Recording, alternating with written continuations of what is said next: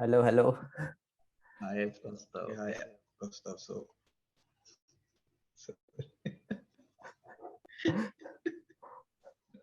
hi, I'm Kartik Patekar. I did my undergraduate in engineering physics from IIT Bombay, and then I decided to shift to applied math. I'm currently doing my master's in applied mathematics from University of Cambridge. Okay. So I met Kartik in summer of 2019 when we were both interning at Harvard. I think he was interning with Professor uh, what was his name? It is Professor Ruby Sachdev. Sachdev. Yeah. So I know him from then, and that's the reason he's laughing. Uh, It's a very Oh, interesting story behind him taking up engineering physics in undergrad. I think he had the opportunity to go into computer science in IIT Bombay, which is the dream of I think every Indian kid in 11th, 12th. But he, for his love of physics and maths, he took up engineering physics in his undergrad, and then he moved on to doing maths, which was I guess which had some component of physics. So, like, explain how you decided what you wanted to do for your masters. yeah. So I was very excited and interested in physics when I took physics in my undergraduate. That was in 2016, Mm-hmm. and I enjoyed doing physics. And like I had pretty good experiences. I took up several research projects. I met Kostav in one of my research projects only while we were interning together. Uh, but in my final year, I decided to explore other things, and I explored applied mathematics in general. And I realized that it's the mathematical side of physics that interests me, and I find math much more exciting than physics comparatively. And I decided to completely shift towards applied math during my masters. Mm-hmm. So that's the reason. Yeah, interesting. Also, I think another doubt that a lot of undergrads have is choosing between a job-related career versus going for academic masters. I think you have an interesting perspective on that because you have explored both areas. So, what would you like to advise on how should one go about deciding this, and how did you go about deciding? So there is some overlap between an academic career and a job, but mostly things are very different. The kind of work that you do, the lifestyle you live, are very different in an academic career and in a professional career, like in a job, like when you work in a company. So I think the best way to know about these differences is to experience it yourself. During the undergrad, the 4 or 5 years that you get are usually sufficient to explore the research culture, the research environment, and see if you fit there or not. If you can even explore the industry side and decide what interests you more. Also, it's a very good idea to talk to more and more people, as many people as you can, to know about their experiences, what they do, and understand the differences basically.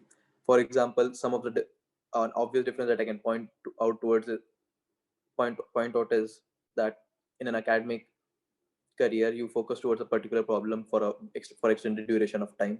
You Mm-hmm. need to stay highly motivated to towards that problem, while in job is much more dynamic. You get assigned shorter projects which you need to finish by deadlines. Your work might change rapidly. It might not be as challenging as a research problem which no one has explored before. So, and there are several other differences which a person can only know which you can find out by basically talking to other people or experiencing it yourself. And you need to align them along with your life goals to choose between whether you want which kind of career you want to pursue, an academic one or a professional one. You talked about like there was a difference in the lifestyle between whether you work in an industry or academic, like Yeah, those so differences well, could be nice. if anyone gets into academia, it's obvious that they'll be doing a 4 or 5 year PhD in which they'll be spending a huge portion of their life in a university, while on a job they will be spending in differently with in a city with on their own, being like more independent in a way. But Mhm. so that's all. So in academia, you need to gain some specific skills before you start your career, which takes 4 or 5 years after the age of 22. So that's a big commitment in itself, and Yeah. you need to be highly motivated to be able to finish that. Mhm. So I think that brings a huge change in the lifestyle. And there's obviously lifestyle changes and differences in career perspective as well, because in academia you usually end up working as a professor or a lecturer in a university, which has a different environment than a job or a job in a firm or something. So if someone is confused between like committing 4 or 5 years for a PhD versus industry, do you suggest like going and exploring a 1 year master's or a 2 year master's is a good idea before committing yourself to a 5 or 6 year PhD? So I think a 1 year or 2 year masters serves a bit different purpose. They expose you more to the subject, towards the research as well. If you do a 2 year masters, you'll get to know how the research functions and with how interested you are in the research or not. But if someone is confused and has research experience in their undergraduate, I would suggest them to take up a internship role in a firm, in a company that they are confused, they might want to join, and Mhm. find out how things are over there. So in I'm talking about specifically in my case, because I had experience, I had research experiences before I finished my undergraduate, has significant research experience in my opinion. But Mhm. after my undergraduate was over, I decided to have some industry experience as well, and that's what helped me decide finally what I wanted to do. But yeah, basically, I would suggest, if you feel that you don't have enough research experience, then masters would be a great idea. You will get to know what, like, you'll get to know deeper Mhm. aspects of your field. You'll get to know what interests you, how does research function, what's a PhD life, and all that. For And you what's the depth. personally, which factors decided that you would prefer, say, academia over job or job over academia? So for me, it was the realization that although I do enjoy physics, but I do not specifically enjoy the pace at which research functions. Mhm. I would want something that challenges me on a daily basis, rather than something that's difficult and I'm supposed to finish it in over a span of, say, few months. Mhm.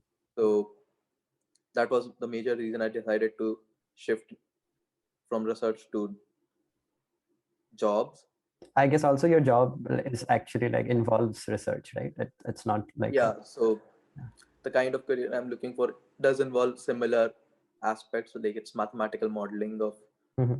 financial markets. So So are this kind of job bit prospects similar, like, to available in what India as I well? would be doing in research as well. But Mhm. the challenge, the way it functions is different. The responsibilities I'll have are different. The time scales at which I'll be working will be different. Mhm. So are like this kind of job prospects where like there's a large research component to an industrial job. So are this available, for example, after your BTech at IIT Bombay, or is this specific like more available in UK? So I have done my BTech in engineering physics, and there are some R&D jobs in engineering aspects, but getting a physics job right after undergraduate is not exactly possible. It's not a common thing at all. Mhm. You, if you need a PhD job, you usually need a PhD to do anything significant towards research in physics, like even in an Mhm. industry. Mhm. There might be some roles, but they won't be as interesting as they should, as you would like them to be in general, in physics specifically. There Mhm. are definitely research roles in other departments which you can take up and right after bachelor's as well. Okay. But the opportunities are more after you do your master's, especially say at some good places. I would expect so. I'm not sure. Yeah. Yes, Okay. Radhe. Yeah. Okay. Like, did you like क्योंकि मैंने I'm master from मैंने Kanpur. Like when I did my bachelor's, like after that, I think there were very few R&D job offers which were related to physics.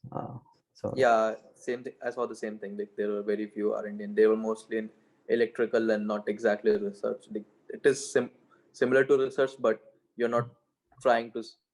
find something amazingly new, but Yeah, rather yeah, yeah. make I some think devices. when the opportunities are less, people also know less. Like as a first year, second year undergrad, you don't know about that such opportunities exist at all, because you Yeah. don't see seniors going into them. So it's good to know that.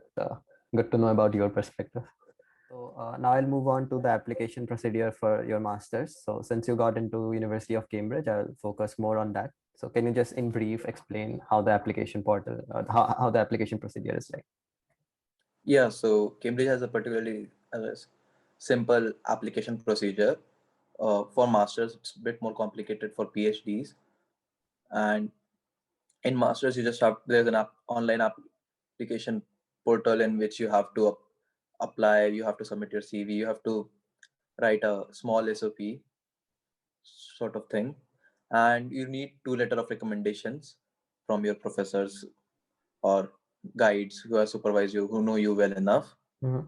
Uh, so Cambridge does not offer scholarships directly to their students through that, but so they have a specifically different section in the on the application portal in which you submit your SOP for scholarship. Basically, you write why you deserve the scholarship, which scholarships you deserve and not, which you don't. So you need to do that separately, and it might have different deadline than the application itself. So you need to keep track of that.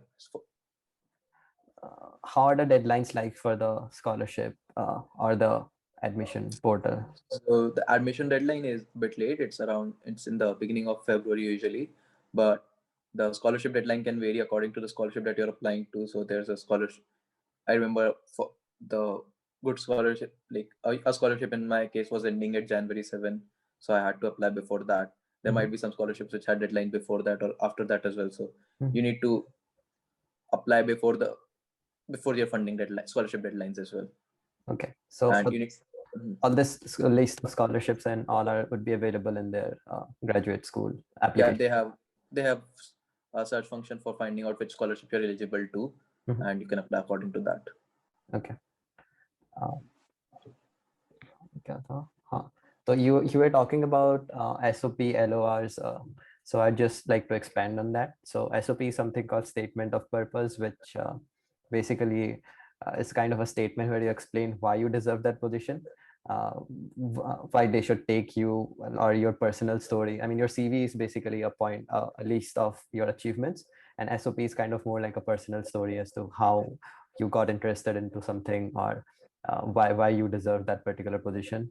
So do you have any advice regarding anything that you heard from your seniors, or that any advice that you found useful, that what should be or should not be included in the SOP? So as you said, SOP is supposed to be a personal statement in which tells you basically more things about you. So don't make it a anyone should ensure that their SOP is not just a collection of points Mhm. pointing out what they have done, but rather it should be a story about how their interest evolved through time, Mhm. how how they got interested in the particular thing that they are doing right now. Because obviously no one is interested in the thing they were applying from for the beginning. It probably evolved during the 4 or 5 years in undergraduate. So SOP should detail it. SOP should tell more deeper points about the research that they did, like why were they interested in it, what they gained from it, how was the how has the research impacted their choice of field. Mhm. And an important thing is that uh, they universities usually put a lot of emphasis on what struggles you faced during your research and how you overcame it. So right, pointing out how things went wrong in the research and how you covered for it would be very helpful in determining the quality of your SOP. Mhm. Another thing that SOP should contain is your interest in the research group that you're applying to, so that you need to properly show how your research interests align with those of the professor, and basically that you're motivated enough to work with them for next 5 years, which is a big commitment. So as you Mhm. said earlier, Yeah. yeah. So how long do you think is a good time to start? I mean, how long does it take to overall draft out the whole SOP? Like when should one start if the application deadlines are, say, normally December? Yeah, assuming that application deadline are mid-December, I think it's good to start writing the SOP by October, when you know more of when you and you should decide what groups you want to apply in the beginning of October itself, and then start writing the SOPs. Mhm. detailing your should have a broad overarching structure. There would definitely be few versions of trial and error in which you keep improving of your SOPs, and it should be over by in the beginning of November, and then you should take few weeks for to check the SOP as well. To like you can ask seniors or your friends to go through your SOP and see if there's anything that can be improved. There will definitely be a lot of things that can be improved. Uh, if you're close with some professor, asking them to review your SOP would be a very good idea as well. The professor in your that you have met or that you know from before. So you should use about few weeks to review or improve your SOP as well. Yeah, you talked about that by October or so, one should decide which research groups they want to apply to. So I think that's a burning question that everyone has. Like, how do you decide exactly who to apply to, how many schools to apply to, which groups to apply to, or whether you should be actually personally emailing them before you send out the applications. What's your opinion on that? So I think like by the beginning of fourth year, people know what inclination do they have, what they want to do. If someone wants to do a PhD, what do they want to do PhD in? And Mhm. usually research is a no, close knit community, so you probably know have Mhm. heard of people who are doing research, who are doing interesting research. So you can first like put their names in the top of your list. You can talk to people who do similar stuff and find out in September or August and September after you return to the campus. You can talk to your professors in your campus and find out, say, if you want to work in something specific like ADSCFT in ADSCFT. So you Mhm. can talk to the professors working in your department on ADSCFT and find out the some of the interesting research that's going on, who are working on what, and then plan your application accordingly. You can plan to apply to those people. So, and then you can further go on their research page, look at their work, past work, their descriptions. Some professors even shoot their videos and put it online so that people can easily understand what they are doing right now. Mhm. So, those are few things that can be done. Do you think And it's helpful to like contact them before applying? yeah, definitely. Okay. I think uh, contacting professors is a very good way to express your interest. It should be done in any case because it might be possible that you're applying to a particular group and they wouldn't want to take PhD students in next year. Mhm. So it would be wasteful for you to put your efforts there. So I think you should definitely express your interest in joining their group. You can talk to them more about what they do so to understand their work better as well. And say if you want to do something and you're not exactly sure that it will fit into the research group, it might be a good idea to talk to that professor and find it out. Mhm. So yeah, I think you should talk to the professor. So if you ask them just that whether talking, if you ask me whether talking to them it would be helpful or not in case of your application, that I can't say for sure because I have heard that they don't have exactly a say in it. Yeah, I guess But it depends. It's a good, it depends on the yeah, university as well. it's a Yeah, good so try, I but guess. It it's might not work, might work. good for you yourself Yeah, yeah. without regard to the application itself because you get to Mhm. know what kind of people you'll be working with, what kind of projects are available, what how your thinking matches with their thinking and Mhm. all that. Yeah, it could help in drafting the statement of purpose as well. Yeah, Like, exactly. If you get to know that a professor is specifically interested in something and it's a common interest between you and them, you can highlight that point in your SOP so that the chances of getting selected will increase mhm. as well. Yeah, Yeah, right. sounds useful. So, how many schools is it like should one be applying to? How many safe schools should be there? How should one decide that? What's your opinion on that? So every application you write basically requires you to put in a lot of effort. It should not be like you're putting minimum like same. You should not write same kind of application to any two schools because that will reflect and they will reject your application just simply because they would see the lack of efforts in that. Yeah, it should not So be generic. It should it be should not be specific. generic. It should be specific to the school you're applying to, the group you're applying to. So yeah, I'm coming to the point that application takes effort. So Mhm. and writing too many applications would just dilute your efforts. You won't be able to put enough uh, efforts that is needed in each application, Mm-hmm. and that won't be good. So I think a good number would be between 8 to 12 applications, maybe stretch it to 15, but don't go above Yeah. that in any case. Yeah. And I think 2 to 3 safe schools should be ideal. If if you like, safe schools are schools that you're supposed to be able to get into, even in the worst case scenario. But and I think three you should have 3 safe schools in any, because of, it might be possible that you might be confident that you'll get into the safe school definitely, but you might not, because there are so many factors that you can't take into account. Yeah. So it's better to have some redundancy there. Mm-hmm. Yeah, I guess So it's, yeah, about finding a sweet spot between how many you want to apply and how much effort you can give. yeah, there's a finite amount of effort that you can give, Yeah. and you have to divide them Yeah. between the top schools that you need to choose, the safe schools, Mm-hmm. Yeah. the Yeah. Ideally, I think 10 to 12 around is like an average number, which people prefer to, where you can like give ample amount of I time. think, At the same time, you have 2, 3 safe schools to apply to. yeah, I think that's what most people do. I Yeah. don't, I would not suggest going above 15 in any case at all. Mhm. Now coming to a very common popular question about GRE scores and stuff. I think like I'd just like to mention that I think GRE scores are becoming less and less important with time now. People are realizing that those are stupid tests which mean nothing. Yeah, But exactly.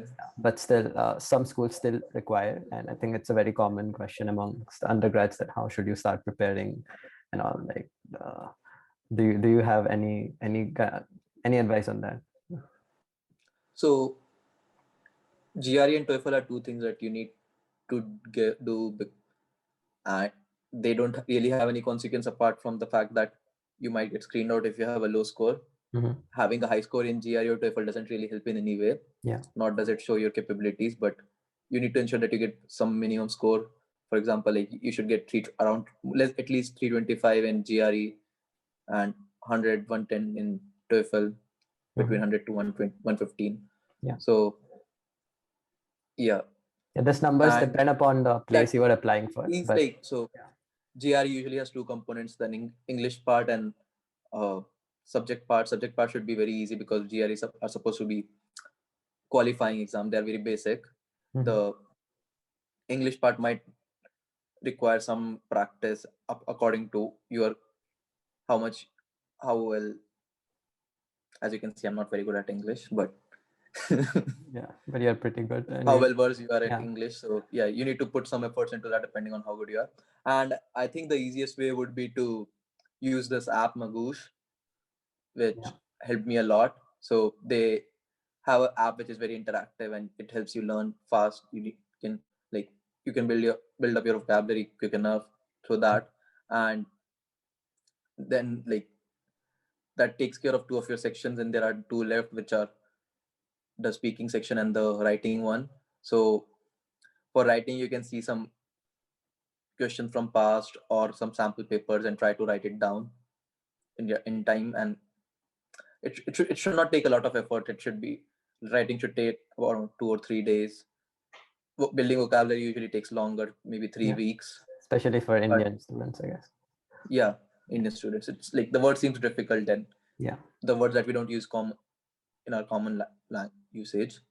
So yeah, and similarly for TOEFL, and for GRE they have there's some free GRE test by Princeton University which you can take. There are, I think, 4 of them, and they Mhm. mark you on that. So that's very good if you want to practice essays, Yeah. because you'll know how good you're writing. Mhm. So I think you should at least write 7, 8 essays before you appear for the actual GRE.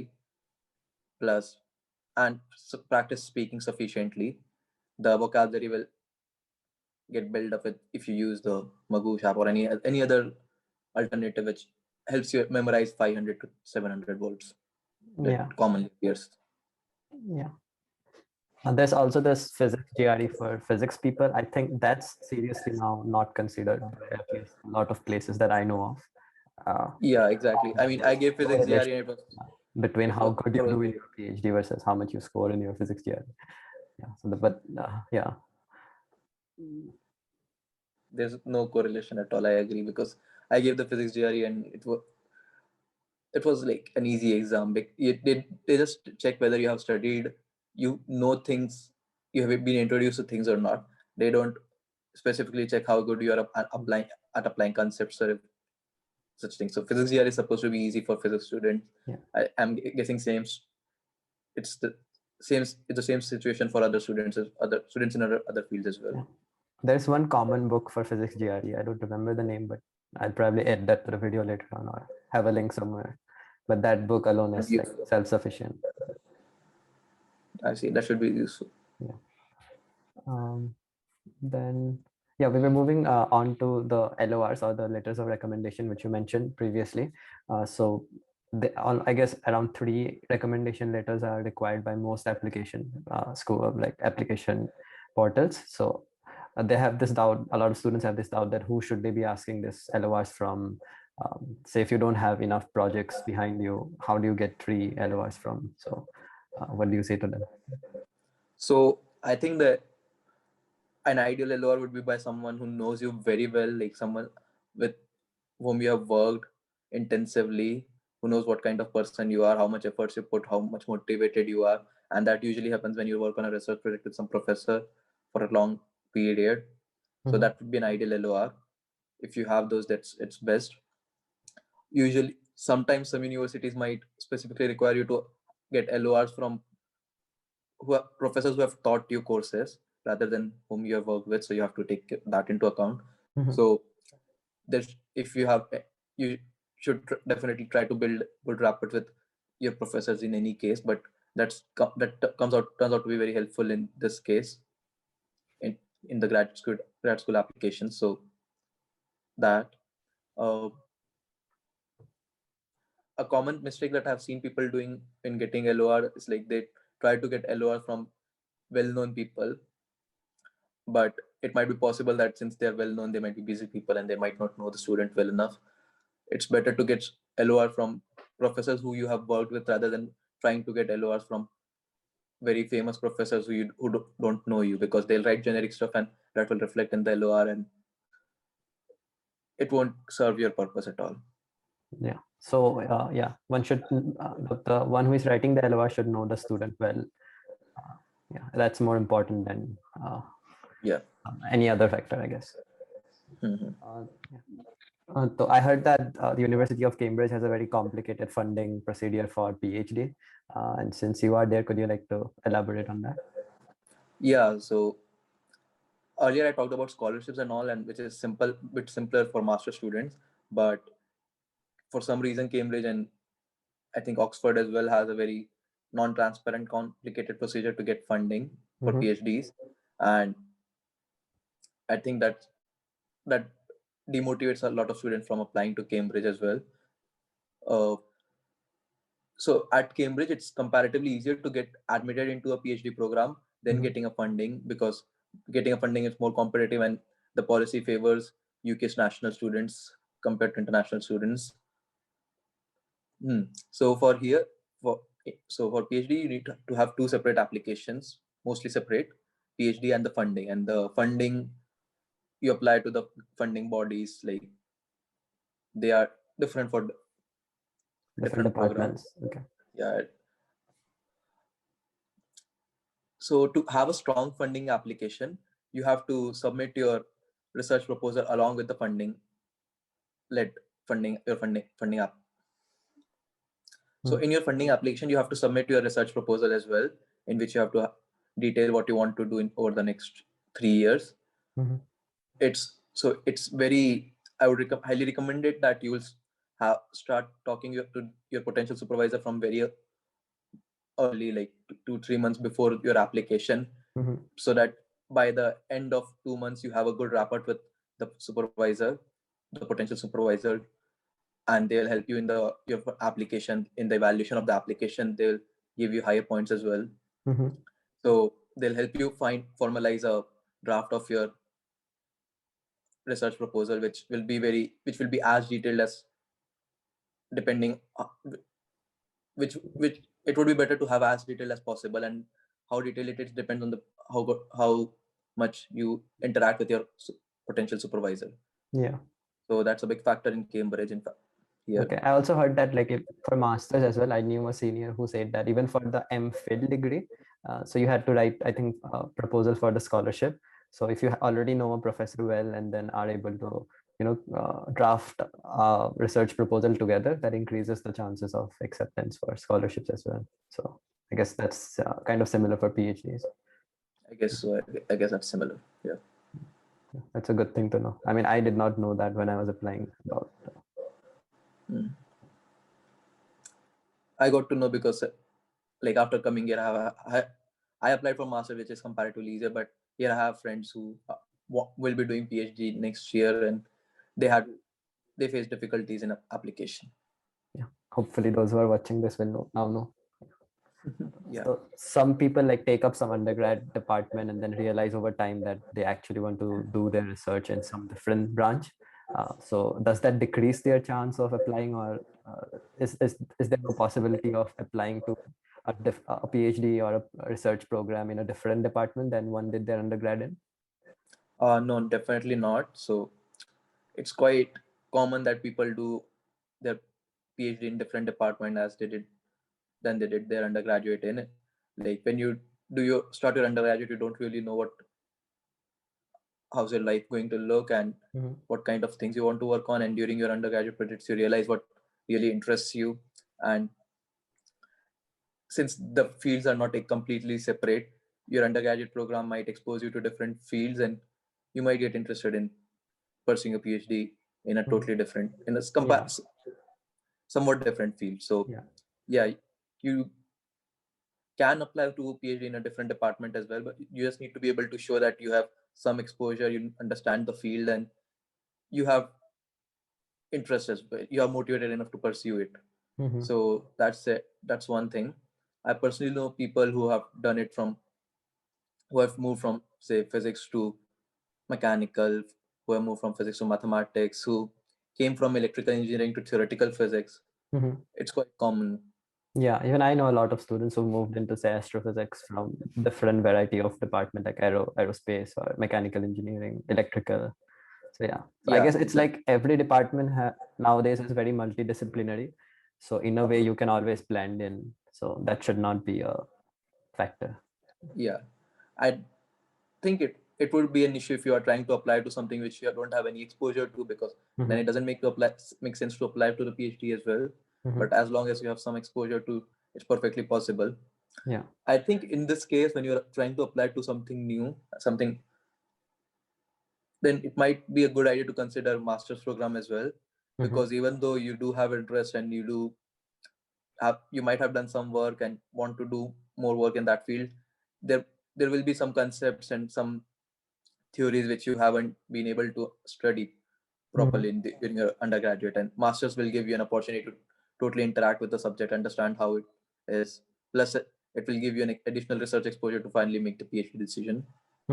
So it might be a good idea to consider a master's program before PhD if you're applying to in a different field, is what Yeah, I think. yeah, that's a good advice. I think that's all I can advise you about, but feel free to contact me anytime. Good luck for your applications.